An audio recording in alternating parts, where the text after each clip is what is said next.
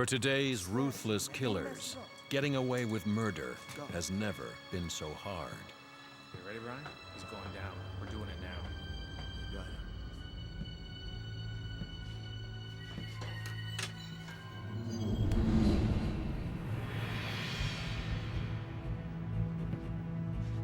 it. Even the most perfectly coordinated killing will leave behind a trail of telltale clues.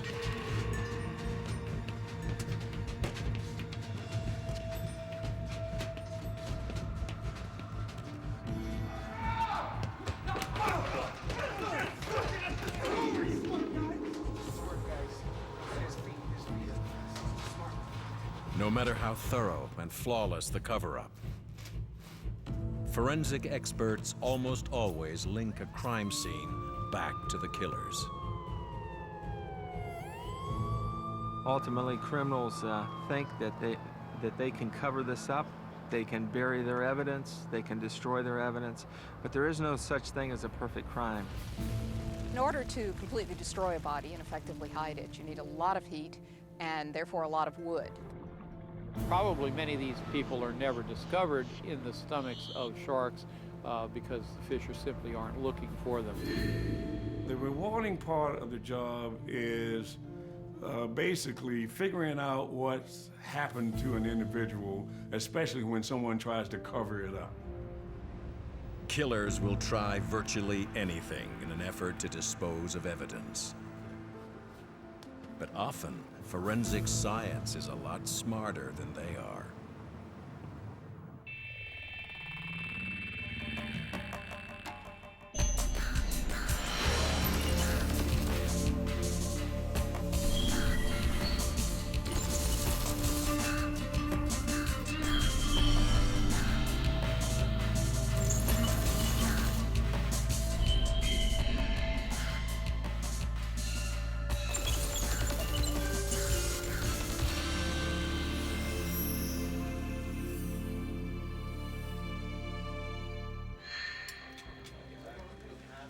The plot to get rid of a co-worker plays out as planned. You're taking care of him later, right? Yeah, we're doing it. It seems like the perfect murder. Only now the killers are faced with the task of cleaning up and getting rid of the evidence.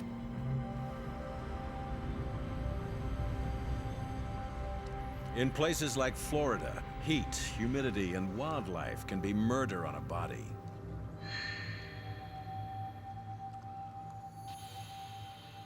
A corpse dumped in the right location can literally vanish in hours. Sergeant Sanford Shirk is supervisor of the Forensic Science Unit in Martin County, Florida. In the South Florida environment, it doesn't take a lot of time for a body to decompose and ultimately disappear. So as investigators, time is of the essence. And in the swamps, obviously, and here in Florida, we have all types of varieties of reptiles, turtles, and fish, as well as alligators. Alligators can certainly dismember a human body in a short period of time. And criminal minds seek out these areas and plan their criminal activity to use the natural elements that we have here in South Florida.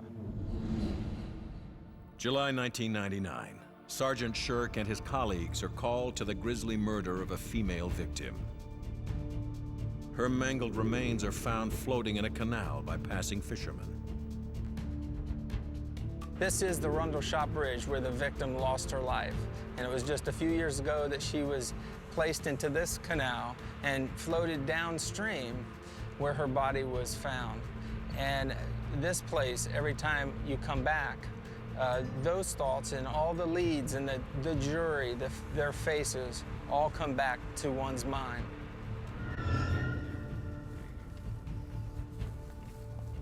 Tracing back and piecing together who she is, how she died, and who could have done this is a challenging task for Shirk and the investigators.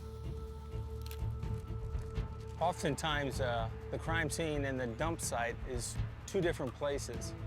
So we had the the body recovery site, the dump site in the canal, and at that point we realized that it was important to find out where the crime scene took place.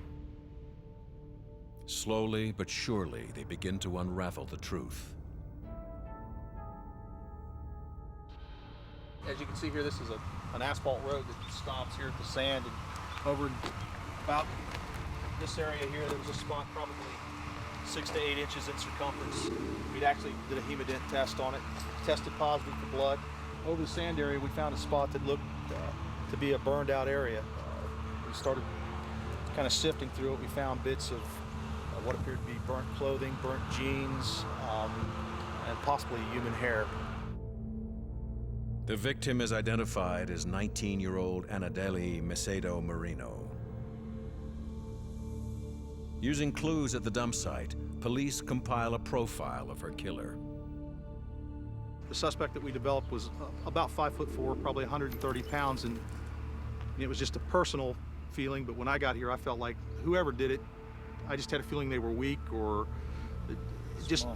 small. It just appeared like they couldn't just heave a human body and carry it at one time, and it looked like they had to kind of start and stop along the way. In his attempts to dispose of her body, Anadeli's killer resorts to some extreme measures.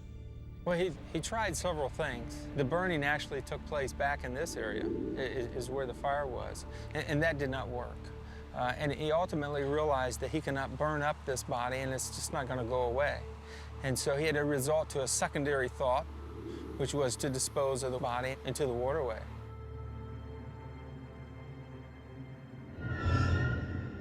A grisly trail of drag marks leads investigators straight to the canal. A canal teeming with alligators.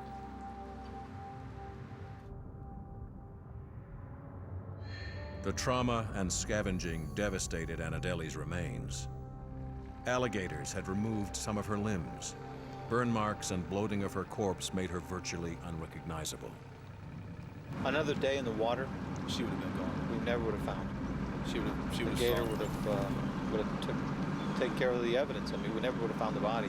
Be another missing person, and would have probably never proved it. But her body is discovered. Clues and witnesses lead police straight to her killer, 17-year-old Miguel Del Campo, Anadeli's neighborhood friend. This would have been almost a perfect crime. It goes back to the body. I mean, if the body would have been gone, we would have a suspect, really nothing to tie him up with.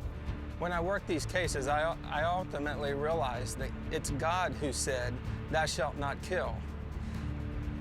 Now, who is there to stand up for the one that has fallen? So it's my job to go forward, find the clues, and bring that person to justice. Del Campo's attempt at a cover-up fails. One more day, and he may have gotten away with murder. But was he just unlucky? Certainly, scavengers can destroy crime scene evidence. Could they also trick investigators into thinking these predators were the cause of death?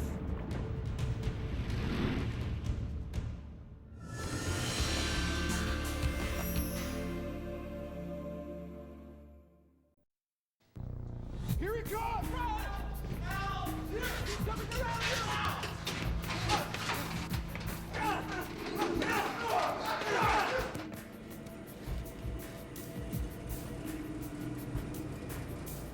Relying on scavengers to get rid of evidence may seem like a good way to cover up a murder. After all, bodies of water are massive, and there are plenty of man-eating animals out there. We have victims who ultimately end up in the ocean and can very well often float ashore. And when they come ashore, they often have scavenger indication on them. And sometimes limbs are missing, and we can tell from the injuries on the body that sharks have been feeding on the corpse. Sometimes it's very difficult to identify those because we don't have the entire body, or we don't have identifying features on that body, such as tattoos or fingerprints, or maybe the soles of the feet that we could positively identify. George Burgess has been studying shark behavior for over 20 years. Common conception on sharks is that they're basically scavengers that will eat anything put in front of them. That's not really true, but most sharks are fairly particular. Gators, on the other hand, are not quite as fussy. John Brugan is a top alligator specialist. If it's meat, they're usually going to try and eat it. So eating a person is not something that they're going to shy away from, but at the same time, there's too much in the average person for them to eat all at once. So if it's one alligator finds a body in the water, he might be able to eat an arm, maybe 2 arms, and that's going to be pretty much a full meal for that animal. So he's either going to take that body and try and stash it somewhere else where he can come back for it later when he's digested a little bit, or he's just going to leave it be. Turns out getting rid of a body has a lot to do with geography and chance. Different species operate in different waters, and not all scavengers are created equally. As nasty as it may sound, a human being in the ocean simply becomes part of the food chain. And how long a body lasts in the water and how much of it is left is dependent, of course, upon how many animals are in the area. And sharks are not uniformly distributed.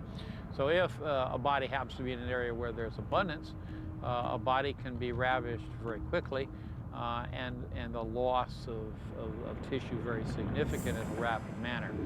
On the other hand, in certain areas where sharks are not very common, particularly in cold water environments where sharks are much less common, a body may not have any shark damage for a long period of time, or if it does suffer it, not very much. Size also plays a role in damage to a body. Small animals take small bites. Big animals, big bites. One American alligator by itself is not going to be able to consume a whole body. It's too much food and going to take too long to do it.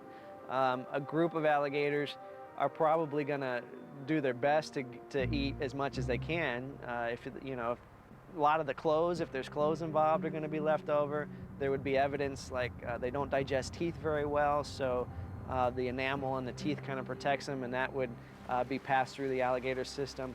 Any metal like jewelry, rings, glasses, things like that are going to pass through their system.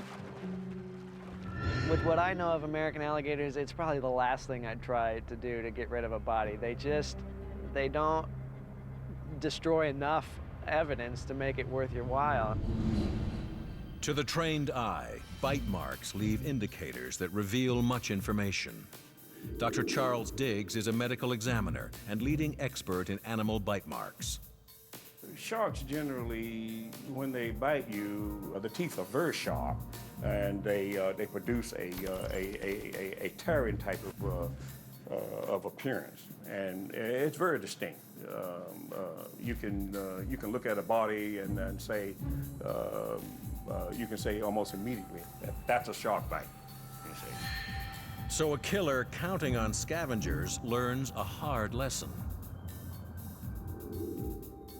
The bite marks and any bleeding or hemorrhaging around them will also tell investigators whether the person was alive or dead when bitten. What's left behind can be crucial to the investigation. Many times the important parts may not be there after a scavenge. As you can imagine, where the shark bites in the scavenge and what's left of the human body is very important. And oftentimes the smoking gun that a medical examiner is looking for can't be found simply because the shark has taken it with him.